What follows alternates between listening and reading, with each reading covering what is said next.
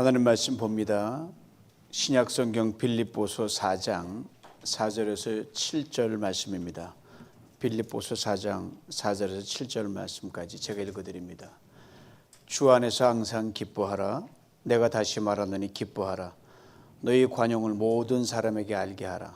주께서 가까우시니라. 아무것도 염려하지 말고 다만 모든 일에 기도와 간구로 너희 구할 것을 감사함으로 하나님께 아뢰라. 그러면 모든 지각에 뛰어난 하나님의 평강이 그리스도 예수 안에서 너희 마음과 생각을 지키시리라. 아멘. 찬양대 찬양을 듣고 있는데 이런 생각이 들어요. 너는 부족한 게 뭐 있냐? 우리 교회가 다 가진 것 같아요. 찬양팀도 있지, 성가대도 있지. 같은 말인가? 여기 앞에 있는 찬양팀 있고 다 있는 것 같아요. 그리고 훌륭하신 성도님 계시죠. 하나님 주신 훌륭한 공간이 있죠.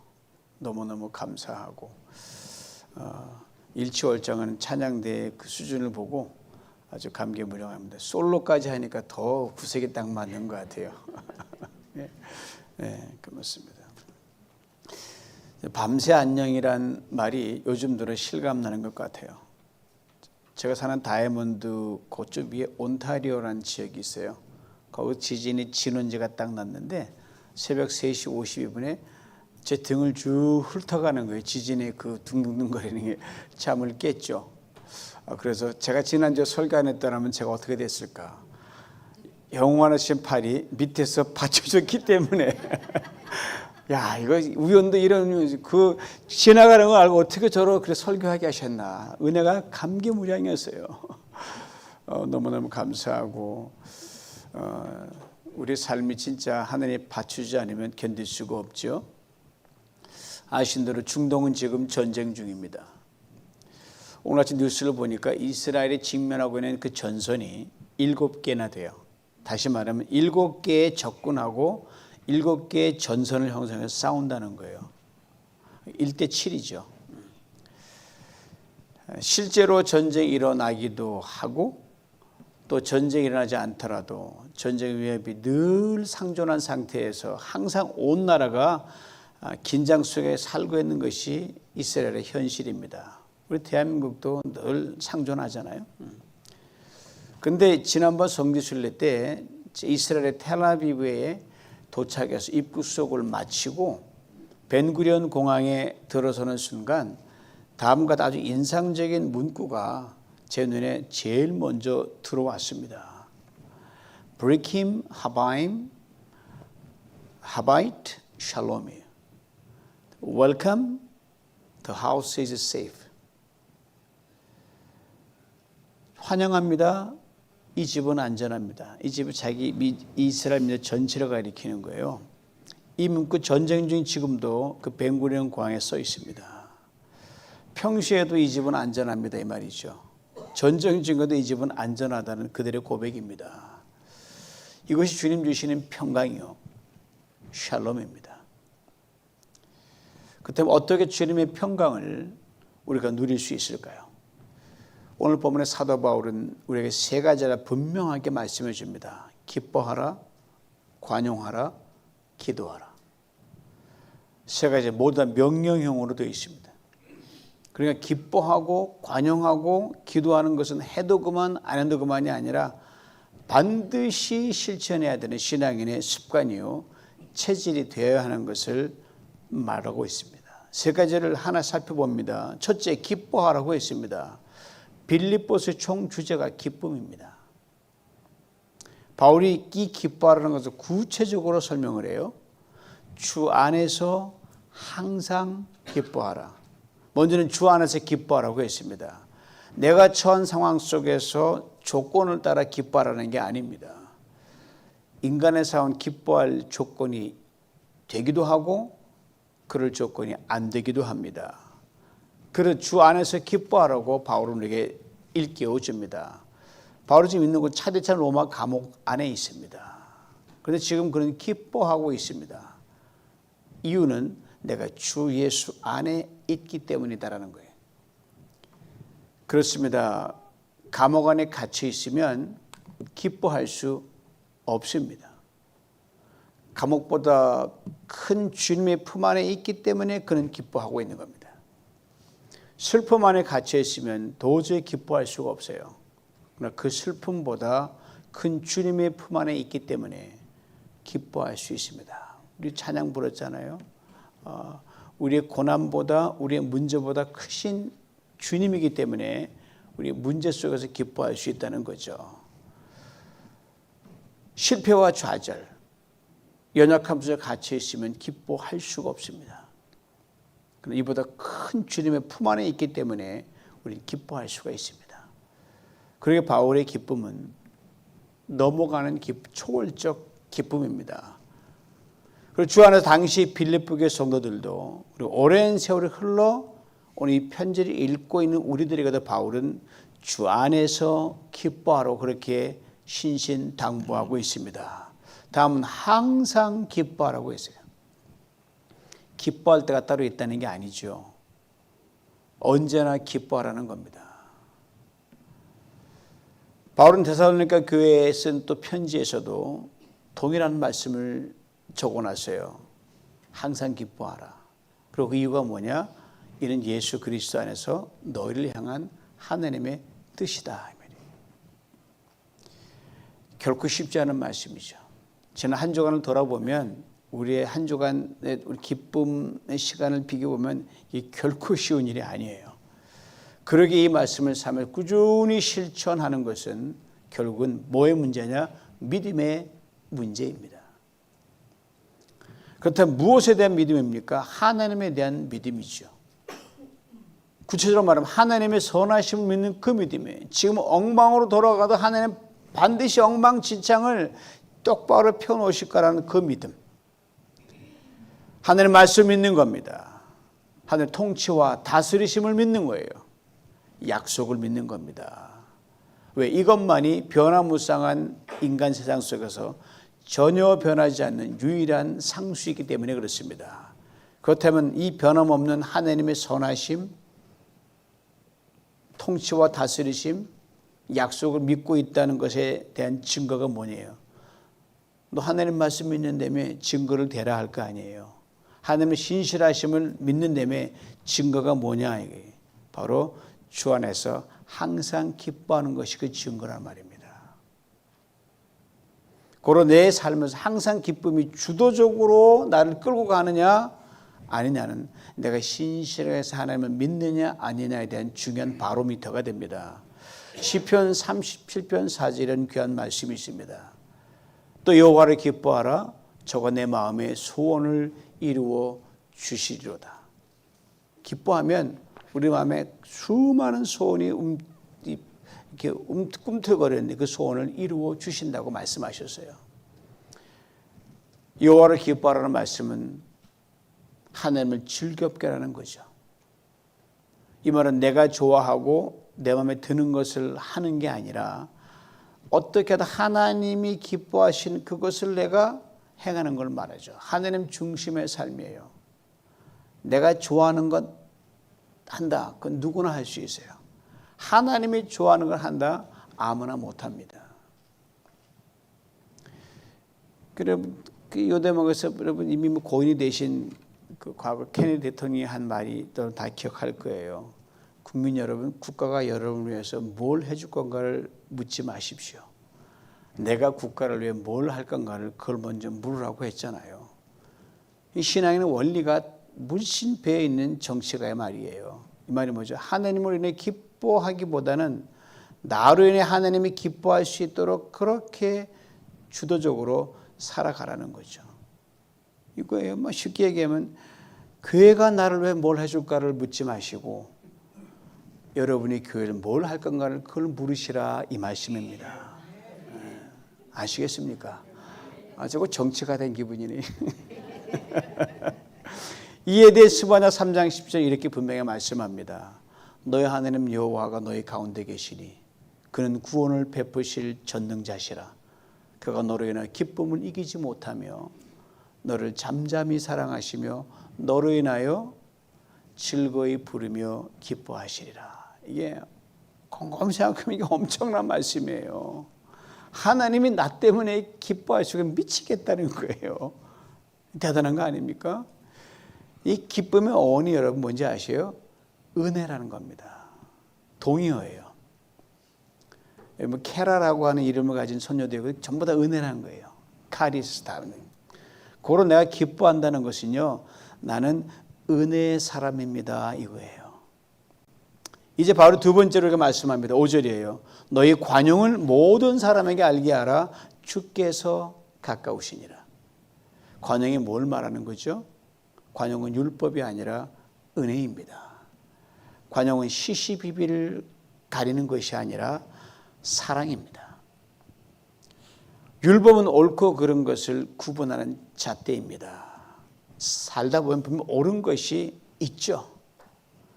그러나 세상에는 옳은 일만 가지고 다 세상은 돌아갑니까? 이거 옳은 거야 따져봤자 나만 피곤한 거예요. 그렇게만 세상이 돌아간다면 벌써 세상은 평정됐어요. 정의도 있습니다. 정의만 가지고 다 되는 게 아니더란 말입니다. 저보다 연배가 훨씬 많으신 분들이 많이 계시니까 제 말에 다 수긍하실 거예요. 그렇게 되면 상대적으로 나온 옳음과 기준으로, 옳음과 의의 기준으로 상대적으로 그렇지 못한 사람을 그냥 깎아내립니다. 정죄합니다. 너 이거 왜 못했어? 너 이만큼은 모자랐어. 이 말이 있거든요. 그런 흑백 논리와 심판 논리로 흐릅니다. 지금 우리가 보는 정치인들의 싸움은 다 이거에 싸우는 거예요. 어떤 너무너무 답답하죠? 이건 사람을 결코 살리지 나라 못 살립니다. 옳은 것보다 더 높은 곳에 있는 것, 이것이 바로 관용입니다. 좀 더 멀리, 좀 넓게 이해해주고 봐주고 기다려줍니다. 좀 봐준다고 그렇게 손해 안 봅니다. 어떤 분이 남편이 하도 잔소리가 심하고 자기 이 남편하고는 이제는 정말 황혼인연을 해야지 못 살겠다. 목사님께 상담 목사님 이 인간하고 이제 또 살아야 됩니까? 막 다시 다 출가하고 이제는 홀로인데 좀 나 자유롭고 싶습니다. 그래서 목사님 이렇게 재미있는 충고를 하셨어요. 철들면 나아지겠죠. 지금 몇 살인데 이 남편이 철이 들어요. 목사님 이렇게 말합니다. 그래도 아직 철이 덜 들어서 그러니 더 철 들 때가 반드시 있을 겁니다. 이렇게 말한 거예요. 바로 이게 관용이에요. 현재를 보장 미래를 보는 것. 이것이 관용입니다. 10년 뒤, 20년 뒤에도 좋습니다. 아니 심지어 나 죽은 후에로 고쳐지면 그거 되는 거예요, 여러분. 언젠가 알게 되겠지. 이게 관용입니다. 바로 관용의 중심에 예수 그리스도 주님이 계시잖아요. 예수님의 제자가 몇이에요? 12명이잖아요. 이 12명 이 제자들이 어땠어요? 정말 한심불루스예요. 다 도망갔어요. 다 배신 때렸어요. 인간적인 관점에서는 안 되겠다. 다시 제자를 뽑아서 내가 하늘나라 세우겠다라고 분명히 주님이 잠깐 스쳐가는 생각하지 않았을까. 그런데 주님이 이 철부지 제자들 그냥 믿으시고요. 하늘나라로 쭉 올라가 버렸어요. 알아서 해라. 대단한 믿음이에요. 이처럼 제자들 훗날 주님의 믿음답게 철들고 정신 차려서 세상을 바꾸는 복음의 일꾼들이 다 되지 않았습니까? 그러므로 우리가 나 죽기 전에 이게 제발 좀 나아져야 되겠네. 그래 조바심 떨 필요가 없습니다. 죽은 데도 얼마나 역전, 반전 끊임없이 일어나는 게 하나님의 손바닥 안에 있는 세상 논리입니다. 중요한 것은 오늘 내가 관용의 사람으로 살아가느냐 이게 중요한 거예요.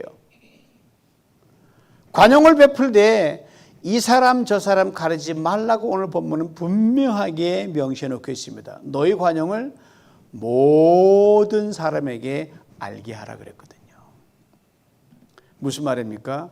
도저히 관용을 베풀 만한 가치가 없는 사람도 여기에 포함하라는 거예요. 참호를 피하고 복된 말씀 아닐 수 없습니다. 그리고 바로 이렇게 해야만 하는 이유를 분명히 말합니다. 주께서 가까우시니라. 우리 모두는 이 땅에서 삶을 영원히 살아갈 수가 없습니다. 영혼을 살기 위해 이 땅의 삶을 마감해야 될 그 마지막 때가 반드시 있는데, 우리 그리스도인이 마지막을 맞는 것은 두 가지 양상으로 맞게 되어 있습니다. 이 두 가지가 동시적으로 발생하기보다 이 모양 저 모양으로 둘 중에 하나인데, 먼저는 여러분과 제가 먼저 죽어서 주님 앞으로 가는 거예요. 다음 우리가 혹 살아있다고 하면 주님이 살아서 재림하시 우리가 주님을 맞는 거예요. 여러분 어디까지 여러분 살기 원하십니까? 예수 재림이거든요. 그때와 시는 아무도 모르기에 대체로 전자의 경우에 우리는 해당합니다. 우리가 먼저 세상을 떠서 주님 품에 안기는 거예요. 주님이 언제 오실지 온다 하다가 2000년이 흘렀거든요. 앞으로는 2000년, 3000년 흘러갈 것 같아요. 왜? 얼마나 많은 사람이 구원받아야 돼요. 나만 받아 그러면 안 되거든요. 그러니까 여러분이 반드시 먼저 가신다는 거예요. 이건 분명한 거예요. 누가 먼저 갈지 모르지만 반드시 먼저 갑니다. 주님 앞으로. 그러니까 주께서 가까우시다는 말은요, 다분히 종말적이에요. 이런 말이죠. 여러분, 지금 여러분의 인생의 끝이 바로 저 앞에 성큼 다가왔는데 어떻게 살아야 됩니까? 이 말이에요. 그리고 바울은 그 대답을 관용의 삶이라고 말해줍니다. 관용, 너그러움입니다. 모든에게 화평, 용서, 베품입니다. 그럼 오늘을 사는 우리들은 우리의 종말의 때가 언제 아무도 몰라요. 어제 새벽에 제가 강하게 이러면 저는 묻힐 수밖에 없는, 그게 종말이 한번 지나갔단 말이에요. 찬양의 가사처럼 한 달을 살지 1년을 살지 모르는 거예요. 그럼 우리는 우리 인생 가장 귀한 것을 하면서 살아가야 되는데, 소위 말하는 최선의 버킷리스트 하나는 있어야 돼요. 그게 뭐냐? 바울은 관용이다 이 말이에요. 관용. 좋은데, 눈 좋은, 정치 좋은데 한번 갔다고 이게 버킷리스트가 되면 안 되는 거예요. 내가 관용, 이게 최고의 버킷리스트가 돼야 되는 거예요. 사람이 아무리 원수 같고 억울함이 차고 넘쳐도 죽음 앞에는 다 풀고 간다 그러잖아요. 바로 그 순간만큼은 누구나 세상에서 가장 마음씨 넓은 사람으로 죽음을 대할 수밖에 없습니다. 이것을 그때 하지 말고 살아있는 동안, 할 일이 많이 있는 동안, 기호가 철철 넘쳐있는 동안 그리하라 이 말입니다.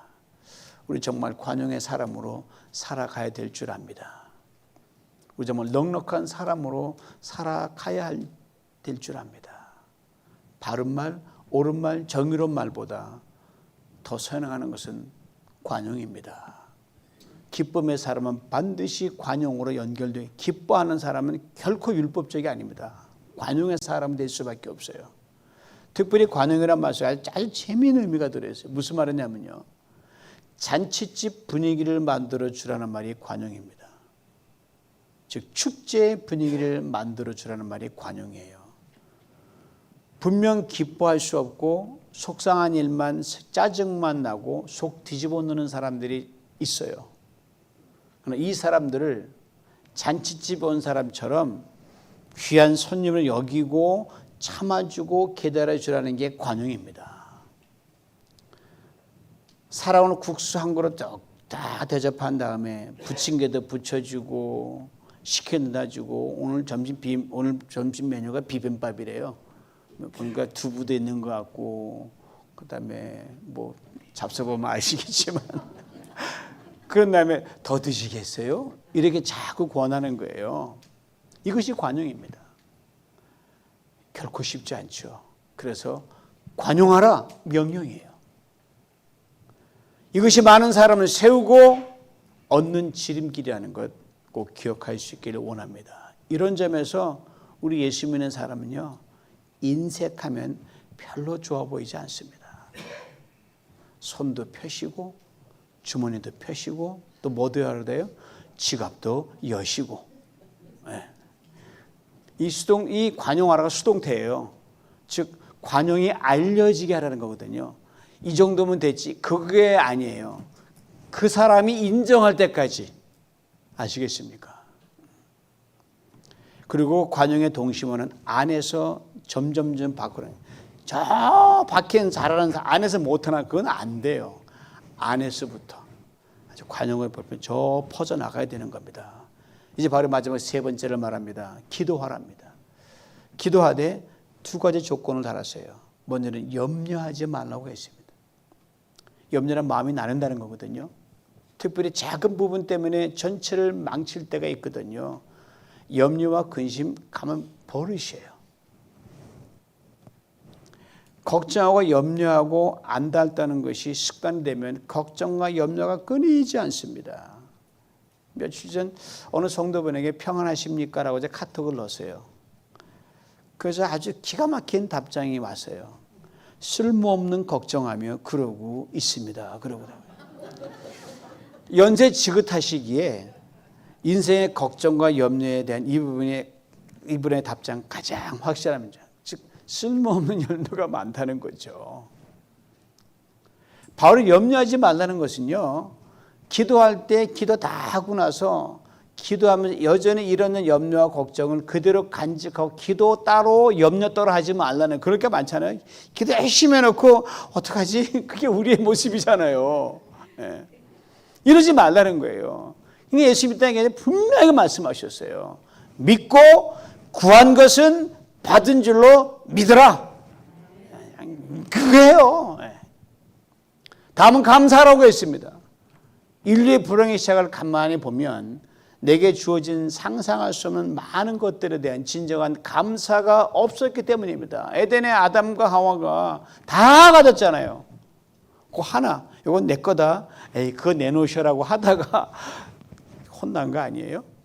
내게 없는 것, 내 것이 아닌 것, 내가 가지고 누릴 필요도 없는 것을 바라볼 때 감사는 자취를 감추고 맙니다. 그러므로 기도할 때 먼저 지금까지 받고 누렸던 것을 곰곰이 생각하며 감사를 끄집어내서 그 크든 작든 감사를 끄집어내고 내게 주셨던 그 특별한 은혜를 감사하면서 그 감사 위에다가 하나님 이거 안 되겠습니까? 라고 기도하라는 거예요.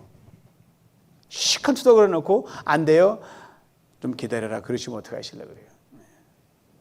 우리 실제 감사 온유를 찬양할 때 얼마나 많은지 몰라요. 주님이 이 감사에 올려놓고 기도하는 본을 보이셨거든요. 여러분 다 아시는 거죠. 나사로가 죽어서 무덤에 묻혀가지고 시체는 펄펄 날 때 주님이 무덤에 가셔서 이렇게 기도하셨거든요. 아버지여 내 말을 들으신 것을 감사하나이다. 그리고 나사로여 나오라 하니까 나사로가 나온 거 아닙니까? 또 오병이요. 조그마한 어린아이가 물고기 5개와 물고기 2마리와 떡 5개를 가지고 왔는데 그거 애 먹어도 모자란 거거든요. 가지고 왔을 때 축사하셨다, 감사했다 그러세요. 그리고 수만 명을 먹였거든요. 죽음 앞에서 감사. 전혀 먹일 수 없는 수많은 무리 앞에서의 감사. 거기에 기적이 있었습니다. 반드시 감사의 기도를 언제 한다는 걸 우리에게 분명하게 가르쳐 줍니다. 오늘 본문에 간구란 말이 나와요. 기도란 우리의 영혼을 하느님 앞에 쏟아내는 것을 말합니다. 우리의 말과 감정, 의지를 다해서 간구란 걸 지속적으로 계속 아뢰라는 거예요. 바로 여기에 감사를 얹으면 계속해서 그 기도가 파워가 있는 거죠. 그리고 기도 전에 감사의 제목을 찾아내고 그리고 기도할 때 놀라운 일이 일어난다고 바울에게 분명히 말합니다. 오늘 7절 말씀 들어보셔요. 그리하면 모든 지각에 뛰어난 하나님의 평강이 그리스도 예수 안에서 너희 마음과 생각을 지키시리라. 하나님의 평강, 인생의 모든 걸 다 바꿔놓는 파워입니다. 인생의 모든 굽어진 것을 펴는 능력입니다. 모든 염려와 걱정을 덮을 때 내 마음에 진정한 평화가 다가오기 때문입니다. 이것이 우리를 다시 기쁨으로 인도해 주고 관용으로 인도해 주고 은혜로 인도하고 약속으로 인도하고 믿음으로 인도합니다. 계속 선선하는 거예요. 우리가 소망이 넘치게 만듭니다. 그렇게 슬프지만 기뻐할 수 있고요. 고난이지만 찬송할 수 있고요. 어렵고 힘들지만 넉넉한 관용을 베풀 수 있습니다. 이게 바로 소위 말하는 성령 충만이 바로 이거예요. 루스 케인 존스라는 분이 계시는데 사모님이시면서 5 아이 어머니를 키우던 귀한 분이십니다. 이분이 추억 같은 찬송시와 곡을 남기셨는데 이분의 노래가 가슴에 와 닿는 것은 이분이 이 찬송시를 쓴 시점이에요. 1900년 초에 태어나셔서 세계 1차, 2차 대전을 몸소 겪는 중에 이 추억 같은 찬송시를 쓴 거예요. 2차 대전이 한창이던 어느 날 피츠버그 지역신문에 올라온 헤드라인에 사모님 마음이 너무너무 아팠어요. 이런 헤드라인이에요.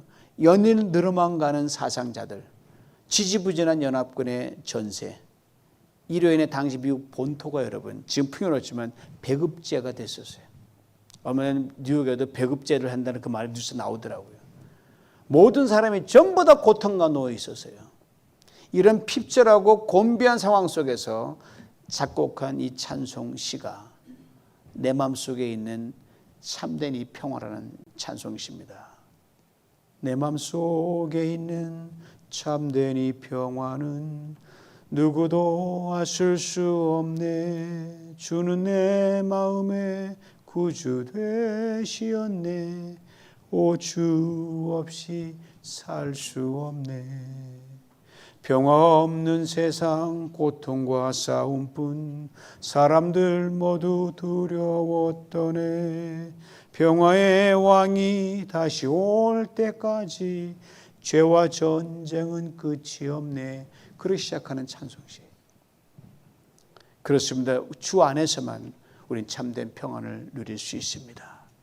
전쟁의 참혹한 때에도 고난과 핍절이 일상이 되어버린 때에도 이해할 수 없는 아픔과 시련과 고난의 물맷들 밀려올 때도 우리는 주 안에서 참된 평안을 누릴 수 있습니다. 지금 우리가 이런 직접 간접으로 이와 같은 때를 지나고 있잖아요. 멀리서 전쟁 소식, 가까운 데 지진 소식, 경제 소식 있잖아요. 다 지나고 있는 거예요. 이게 오늘의 현실입니다. 이런 우리의 주님이 친히 말씀하십니다. 세상에서 너희가 환난을 당하나 담대하라. 내가 세상을 이겨노라. 사랑하는 성도 여러분, 그러므로 주 안에서 항상 기뻐하십시다. 주 안에서 모든 영에 관용하십시다. 주 안에서 모든 면을 멈추고 감사로 우리의 기도를 올려드리십시다. 그리하면 모든 지혜에 뛰어난 하나님의 평강이 시마다 때마다 우리 삶을 주도해 가실 줄 믿습니다. 그리고 하나님 우리를 예배해 놓으신 응답을 가장 좋은 때에 가장 빠르게 허락하여 주실 줄 믿습니다. 서두에서 말씀드립니다. 이 집은 안전합니다. 기쁨으로 나가고 관용으로 나가고 감사로 기도를 얹을 때 어느 곳에 있든 여러분 안전지대에 거하는 줄 믿습니다. 교회도 가정도 직장도 여러분 삶도 관계도 perfect safe place입니다. 이 은혜를 다 받아 누리시길 주님의 이름으로 축원합니다. 하나님 아버지 감사합니다. 오늘 말씀을 통해 주께 들려서 음성을 듣게 하시니 참으로 감사합니다. 주님 세상을 볼 때 기뻐할 일이 없지만 십자가를 지신 주님 당신의 사랑 안에서 항상 기뻐하기로 결단합니다. 받은 은혜를 조목조목 생각하며 우리 안에 기쁨으로 하나씩 채워가기를 쉼없이 하게 하여 주옵소서. 주님 오늘 우리가 베푼 관용이 우리 인생의 마지막일 수도 있다는 걸 기억하면서 우리의 관용이 상대방에 전달되어 그 인정하고 뒷길 정도 수준까지 끌어올리기로 결단합니다. 주님 염려할 수밖에 없는 인생의 일들이지만 이것을 넘어 감사를 찾아 거기에 기도와 간구를 얹사오니 이것이 우리의 체질이 되게 하여 주시옵소서. 주님 하늘이 무너질 것 같고 땅이 꺼질 것 같고 사방이 가로막혀 두려워 우리를 엄습한 그런 순간이지만 주님의 평강이 우리를 지키시고 다스리시고 우리를 주도가는 걸 듣고 경험하는 신령한 믿음의 사람 될 수 있도록 축복하여 주시옵소서. 예수님의 이름으로 기도하옵나이다. 아멘.